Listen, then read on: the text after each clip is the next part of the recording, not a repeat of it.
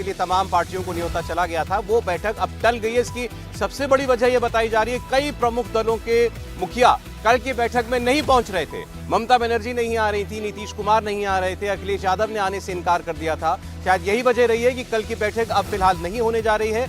दिल्ली में मल्लिकार्जुन खड़गे के बुलावे पर यह बैठक रखी गई थी और ये बैठक फिलहाल टाल दी गई है। और आप इसको भी इन चुनाव के नतीजों का, 5 राज्यों के चुनाव के नतीजों का इफेक्ट मान सकते हैं। जिस तरीके से पूरे उत्तर भारत में कांग्रेस पार्टी की हार हुई है 3 बड़े राज्यों में, उसको देखते हुए जैसे बयान घटक दलों की तरफ से आ रहे हैं, कांग्रेस पार्टी के सहयोगियों की तरफ से, जिसमें कांग्रेस पार्टी का सबको साथ लेकर न चलना, कांग्रेस पार्टी का एकला चलो की राह पर चलना चुनावों के अंदर, उसको उसकी हार का जिम्मेदार बताया जा रहा है। और अब नतीजा यह है कि बैठक फिलहाल टाल दी गई है। कोऑर्डिनेशन कमेटी की ये मुलाकात होनी थी, लेकिन अब ये बैठक नहीं होगी और आगे कब होगी ये भी फिलहाल तय नहीं है। याद कीजिए, जैसे ही चुनाव पूरा हुआ था उसके बाद ही ये तमाम दलों की तरफ से आवाज आना शुरू हो गई थी कि कांग्रेस पार्टी ने चुनावों की वजह से इंडिया गठबंधन के घटक दलों को नजरअंदाज कर रखा था, मुलाकात नहीं हो रही थी, सीट बंटवारे पर बात होनी चाहिए जल्द से जल्द। लेकिन अब जाकर के अब जब वक्त ऐसा लगा कि कांग्रेस पार्टी के पास है, तब ये बैठक रखी गई और ये बैठक अब फिलहाल टाल दी गई है। हमारे पॉलिटिकल एडिटर देवेंद्र पराशर हमारे साथ हैं और साथ ही कहानी कुर्सी के आपके तीनों मेहमान भी हमारे साथ हैं, हर्षवर्धन जी, समीर चौगामकर साहब, राहुल महाजन जी हमारे साथ हैं। पहले देवेंद्र, क्या खबर है? बिल्कुल सर, अब ये बैठक टालनी पड़ी है कहा जाए तो ज़्यादा बेहतर होगा कि जिस प्रकार से सार्वजनिक तौर पर चाहे ममता बनर्जी हो, नीतीश कुमार हो, अखिलेश यादव हो, उन लोगों की तरफ से बयान आने शुरू हो गए कि हमें कोई जानकारी तक नहीं है। और ख़ासतौर पर तब और उस बैकग्राउंड में जब इन दलों की पहले से ये शिकायत थी कि कांग्रेस पार्टी गठबंधन को लेकर एक एरोगेंस दिखा रही है, चुनाव में पूरी तरह से मशगूल है, उन्होंने पूछा तक नहीं जा रहा है। मध्य प्रदेश में समाजवादी पार्टी के साथ जिस प्रकार से चीज़ें हुई वो सार्वजनिक तौर पर हुई, उस बात को लेकर बाकी सारे दलों ने ऐतराज़ जताना शुरू किया। जब जैसे ही कांग्रेस पार्टी की हार हुई उसके बाद उन दलों को ऐसा लगा कि ये बेहतर मौका है इनको प्रेशर में लेने का, और उस लिहाज से उन लोगों ने जैसे ही सार्वजनिक बयानबाजियाँ करनी शुरू की, आज ये तय कर लिया गया कि अब ये बैठक आगे के लिए टाल दी जा रही है। और अब स्वाभाविक तौर पर सभी दलों को साथ लेकर उनसे बातचीत करके ही एक अगली तारीख मुकर्रर की जाएगी। और कहा यह जा रहा था कि एक अनौपचारिक बैठक होगी, लेकिन सौरभ, बैठक होती है, इसमें औपचारिक और अनौपचारिक क्या? उन दलों ने ये तक कहा कि हमें इस बात की सूचना तक नहीं दी गई, आपने तय कर लिया और तब आप हमें बता रहे हैं कि इस तारीख पे आ जाइए। उन दलों ने ऐतराज जताया, जिसके चलते बैठक टाली गई है। विजय लक्ष्मी हमारी सहयोगी, वो भी अब हमारे साथ जुड़ चुकी हैं। विजय लक्ष्मी, क्या आधिकारिक वजह बताई जा रही है बैठक टालने की? देखिए, बैठक टालने की आधिकारिक वजह तो नहीं, लेकिन सूत्र यही बता रहे हैं कि काफी सारे लोग जो हैं वो अवेलेबल नहीं थे कल मीटिंग में शिरकत करने के लिए। जिस तरह से ममता बनर्जी का बयान आया कि उनको जानकारी नहीं थी, इसी तरह से क्योंकि पार्लियामेंट का सेशन है और कई जो बड़े नेता हैं वो अलग अलग वजहों से व्यस्त हैं अपने कार्यक्रमों में या गतिविधियों में, क्योंकि बड़े शॉर्ट नोटिस पर ये मीटिंग रखी गई थी और उन नेताओं ने अपनी व्यस्तता के कारण असमर्थता जताई थी इस मीटिंग को ज्वाइन करने के लिए, और इसी वजह से इस मीटिंग को आगे के लिए टाल दिया गया है। हालांकि अगली तारीख अभी तय नहीं की गई है कि कब ये मीटिंग जो है इंडिया अलायंस की अब होगी।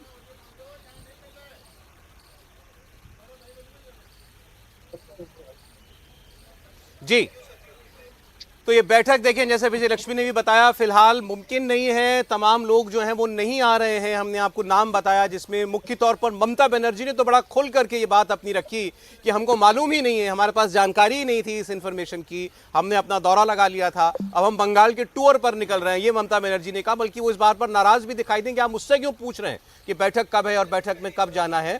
तो उन्होंने ये स्पष्ट कहा कि कोई इन्फॉर्मेशन हमको नहीं दी गई थी। ममता बनर्जी की जरा आप बात सुनिए, फिर हम आगे बात करते हैं।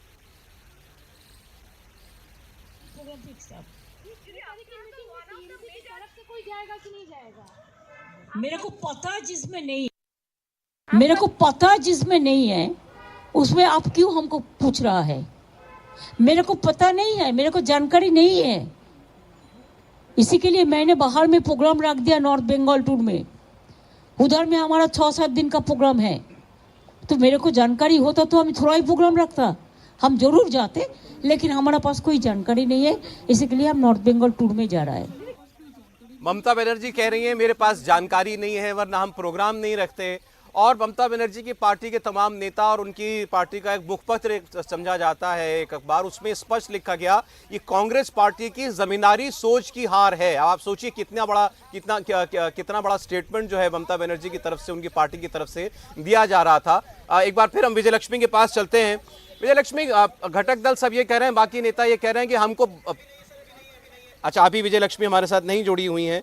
साफ ये ममता बनर्जी का एक कहना कि हमको बताया ही नहीं गया।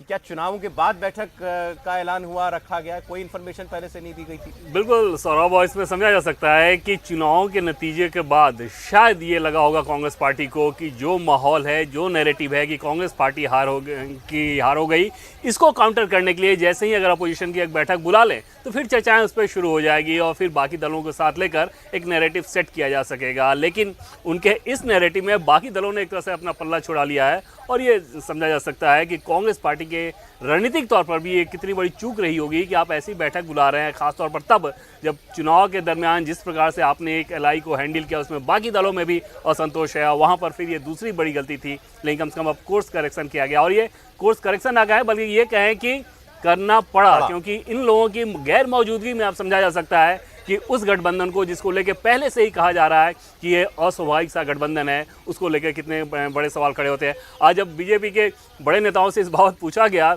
उनका ये कहना था कि हमें बिल्कुल भी कोई हैरानी नहीं, क्योंकि ये ऑर्गेनिक गठबंधन है ही नहीं, तो यहाँ ऐसी चीज़ें ही होनी हैं।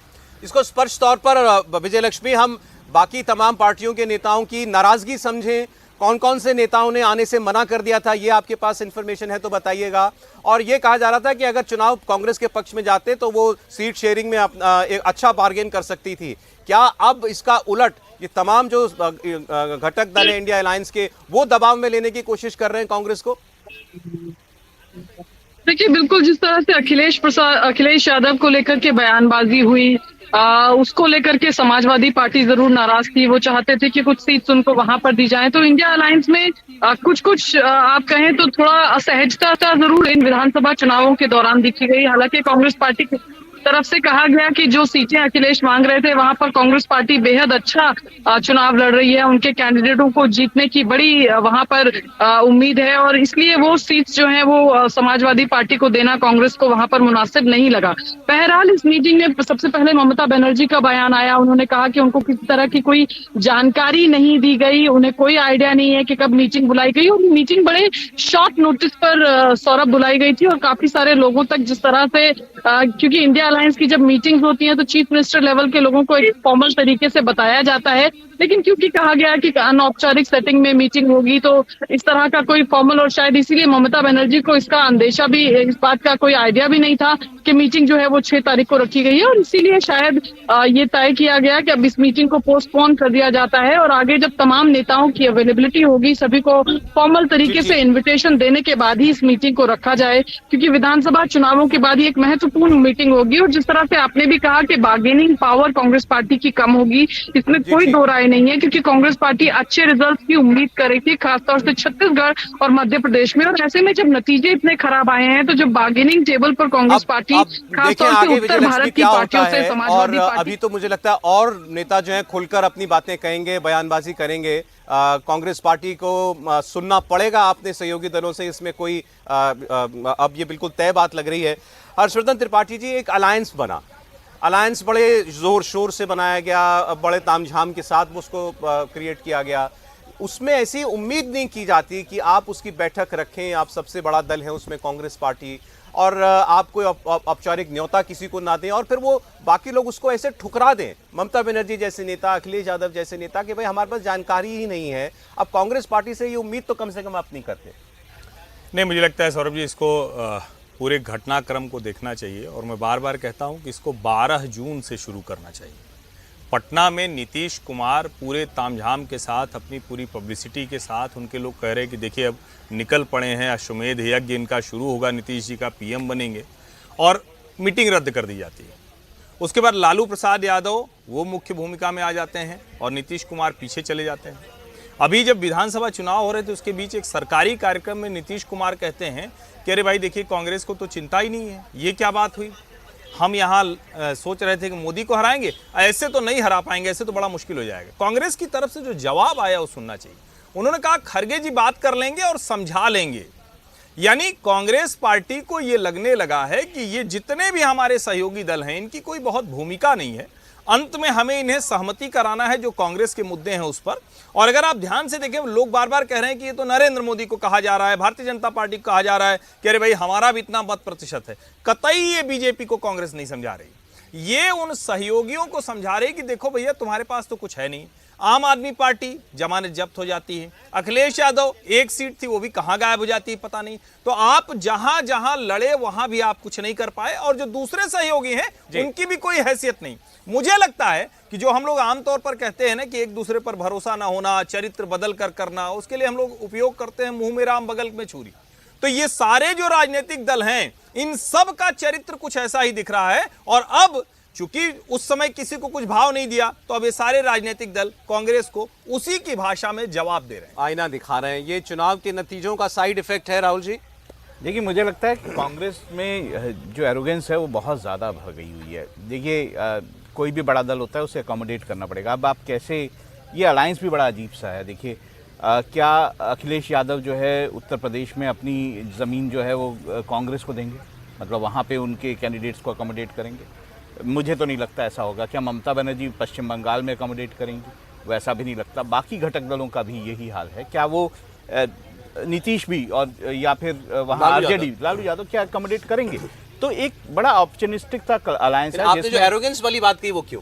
वो इसलिए है क्योंकि अगर सपोजिटली मैं ये कहता हूँ कि अगर किसी को मनाना भी है तो सोनिया गांधी और राहुल गांधी क्यों नहीं, खरगे क्यों? भाई अपने अपने दलों के वो सर्वोच्च नेता हैं, चाहे वो नीतीश हैं, चाहे वो अखिलेश हैं, चाहे ममता बनर्जी है। तो अगर किसी से भी बात करनी है तो वो क्यों नहीं, क्यों पार्टी कांग्रेस पार्टी का अध्यक्ष जो है जाके बात करेगा, और जिसको आप आला कमान कहते हैं कांग्रेस की, गांधी परिवार, वो क्यों नहीं बात करेगा? तो एक तो ये एरोगेंस दिखाता है और ये दिखाता है कि हम आपसे ऊपर हैं। तो ये थोड़ा घटक दलों को भी लगता होगा। और मैंने जो बात दूसरी कही कि इस अलायंस में अपॉर्चुनिस्टिक है। अब आप मध्य प्रदेश का केस ले लीजिए, अखिलेश यादव खुद तो जीते नहीं, लेकिन कांग्रेस की सीटें हरा गए बहुत सारी। तो अब ये ऑप्शनिस्टिक नहीं है तो और क्या है? अगर भाई लड़ना ही था, आपको पता है कि आपको लोकसभा में अगर अलायंस करना ही है तो वहाँ पर भी आपको एकजुटता दिखानी होगी। जनता तो समग्र रूप से देखेगी ना, ये नहीं देखेगी कि आपने यहाँ क्या किया और वहाँ क्या किया। अब ये अलायंस पार्टनर्स जो हैं वो सूद समेत वापस कर रहे हैं क्या? बिल्कुल मुझे यही लग रहा है। और अब देखिए सौरभ जी, कौन है इंडिया गठबंधन में जिसको ये अधिकार है बैठक बुलाने का? कल किसने बैठक बुलाई थी? इन्होंने कोऑर्डिनेशन कमेटी बनाई थी 13 सदस्यों की, जिसमें टीएमसी के अभिषेक बनर्जी थे, कांग्रेस से के.सी. वेणुगोपाल रहे, शिवसेना से संजय राउत थे। अगर ममता बनर्जी ये कहती कि मुझे पहले जानकारी नहीं थी, मेरा व्यस्त कार्यक्रम है, तो क्या ममता बनर्जी के बिना अनुमति के उन्होंने बैठक बुला ली कि आप उस दिन अवेलेबल हो कि नहीं हो? नीतीश कुमार अवेलेबल है कि नहीं अवेलेबल उस दिन बैठक बुलाने के लिए? अखिलेश यादव अवेलेबल है कि नहीं? इसका मतलब है कि कांग्रेस की तरफ से किसी व्यक्ति ने डिसाइड कर लिया कि 6 तारीख को बैठक होगी और एक फॉर्मल इन्फॉर्मेशन भेज दिया, जिसको ममता बनर्जी, अखिलेश और नीतीश कुमार ने मना कर दिया। आप देखिए, 23 जून को पहली बैठक इनकी पटना में हुई थी, उसके बाद 17 जुलाई को दूसरी बैठक इन्होंने बेंगलोर में की, उसके बाद 31 अगस्त को तीसरी बैठक बम्बई में की थी। इन 3 बैठक के बाद इन्होंने बाद में शरद पवार के घर एक कोऑर्डिनेशन कमेटी की बैठक की। इस पूरी बैठक का नतीजा क्या निकला? कोई नतीजा नहीं। आपका संयोजक कौन होगा, दिल्ली में ऑफिस कौन क्या होगा, कॉमन मिनिमम एजेंडा क्या होगा, विधानसभा चुनाव मिलकर साथ में लड़ना है कि अलग अलग लड़ना है, क्या किसी को एडजस्ट विधानसभा चुनाव में किया जाएगा नहीं किया जाएगा, क्या सार्वजनिक रूप से बयान दिए जाएंगे कि नहीं दिए जाएंगे, एक कॉमन मिनिमम एजेंडा बनेगा कि नहीं बनेगा। मुझे लग रहा है कि इस पूरे गठबंधन के अंदर आपसी सामंजस्य न किसी बैठक में रहा, ना बंद कमरे में रहा, ना सार्वजनिक रूप से रहा। और इसीलिए अखिलेश यादव के लिए कमलनाथ कह देते कौन अखिलेश यादव कह देते कि आप अपने चिरकुट नेताओं से हमारी बात मत करवाओ। नीतीश कुमार को कहना पड़ता कि कांग्रेस चुनाव में व्यस्त है इसलिए बैठक नहीं कर रही है। मुझे लगता है इनकी आपस के अंदर ही अंडरस्टैंडिंग नहीं है, और आने वाले दिनों के अंदर यह बात तय है कि इसमें से कुछ दल टूटेंगे और आपस में अलग गठबंधन करके लड़ेंगे। कांग्रेस को मुझे लगता है कि इंडिया गठबंधन के जो सदस्य वो कांग्रेस को ही बाहर करके आपस में गठबंधन। सबसे विचित्र बात तो आज ये लग रही है जब खबर आई कि ये बैठक टाल दी गई है कि कोऑर्डिनेशन कमेटी बुलाई आपने, कोऑर्डिनेशन कमेटी की बैठक होनी है, और कोऑर्डिनेशन इतना ही नहीं है कि उसमें कौन आ रहा है और कौन नहीं आ रहा है। आपने शॉर्ट नोटिस पर अगर न्योता दिया भी था तो कम से कम बैठक 6 तारीख की रखी गई है, इसका ऐलान आप तब तक ना करते जब तक आपके पास कॉन्फर्मेशन नहीं होती कि ये इतने इतने लोग हमारे पास आ रहे हैं और बैठक होगी। आपने तारीख का ऐलान कर दिया और उसके बाद पब्लिकली तमाम बाकी दलों के नेता कह रहे हैं कि हम नहीं जा रहे हैं। इससे बड़ी विचित्र बात क्या होगी? बिल्कुल सौरभ, और ये तो किसी भी बड़ी मीटिंग के लिए बेसिक रहता है कि अगर आप जो बड़े लोगों को जिनको बुलाना है उनसे पहले आप अनौपचारिक तौर पे पूछ लेते हैं उनकी उपलब्धता के बारे में, तब फिर बताते हैं। तो यहाँ पर फिर से दिख रहा है कि जिस एरोगेंस की बात कही जा रही है क्या ये एक बार फिर से वैसा ही एरोगेंस नहीं था कि आपने सब कुछ तय कर लिया और उसके बाद फिर सार्वजनिक तौर पे सहयोगी दल मना कर रहे हैं कि हम इस बैठक में नहीं आ सकते, फिर आपको मना करना पड़ रहा है। और निश्चित तौर पे इन दलों की ये समस्या ही यही रही है सौरभ, कि कांग्रेस पार्टी क्या उन सारी शर्तों को मानेगी, क्योंकि इन दलों के भीतर ये भरोसा नहीं रह गया। कल भी आप जेडीयू का बयान सुने तो उसमें सीधे सीधे वो कह रहे हैं कि चुनाव के नतीजे भी ये बता रहे हैं कि जनता का भरोसा किस पर है, जनता का विश्वास किस पर है, किस पर नहीं है। मतलब वो इनडायरेक्टली वो खारिज कर रहे हैं इस बात को कि हाँ राहुल गांधी या उस तरह के कांग्रेस पार्टी या कोई नेता आगे किया जाए तो जनता उस पर भरोसा नहीं करेगी। जेडीयू बार बार इस बात को कहते रही है। अखिलेश यादव के बारे में हम सभी जानते हैं कि राहुल गांधी हो या प्रियंका गांधी हो, इनके करिश्मे को लेकर वो बिल्कुल से निश्चिंत रहते हैं कि इनके पास कोई करिश्मा नहीं है। तो जब आपके सहयोगी दल टीएमसी का ऑलरेडी ये स्टैंड रहा है, तो ऐसे स्थिति में समझा जा सकता है कि इन दलों को कांग्रेस पार्टी सिर्फ भले ही इस्तेमाल करेगा अपने कुशन के तौर पे, हकीकत ये है कि वो दल कांग्रेस पार्टी को अपने कुशन के तौर पर ही रखना चाहते हैं।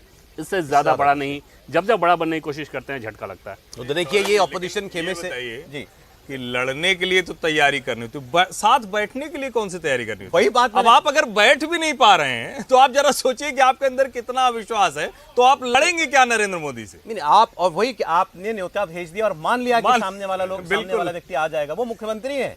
आप नहीं, मतलब और अगर भरोसा होता तो चलो ठीक है भाई, नहीं बताए तो भी कहते हैं चलो बैठ तो लेते हैं, दिखावे के लिए ही सही बैठ सकते हैं, मीडिया हेडलाइन के लिए बैठ लेते हैं। जब ये अविश्वास की स्थिति है तो ये क्या खा के नरेंद्र मोदी से लड़ेंगे? बहुत मुमकिन है कि जो आज ममता बनर्जी का ये जो स्टेटमेंट पब्लिकली जो उन्होंने दे दिया, इसके बाद शायद मजबूर होना पड़ा कांग्रेस पार्टी को और फिर इस बैठक को रद्द करना पड़ा। चले, ये तो जो विपक्षी खेमा था उससे जुड़ी खबर थी और उनके लिए बुरी खबर थी। एक ब्रेक के लिए हम यहां पर रुक रहे हैं। कहानी कुर्सी की में, लेकिन हम आगे चर्चा करेंगे राजस्थान में वसुंधरा राजे के शक्ति प्रदर्शन का क्या मतलब और क्या इससे उनको कुछ हासिल है, कौन वहां मुख्यमंत्री बन सकता है। ऐसे ही मध्य प्रदेश में शिवराज सिंह चौहान के अलावा और किन किन नामों की चर्चा चल रही है इस वक्त, और छत्तीसगढ़ में कौन कौन से नाम जो हैं वो इस वक्त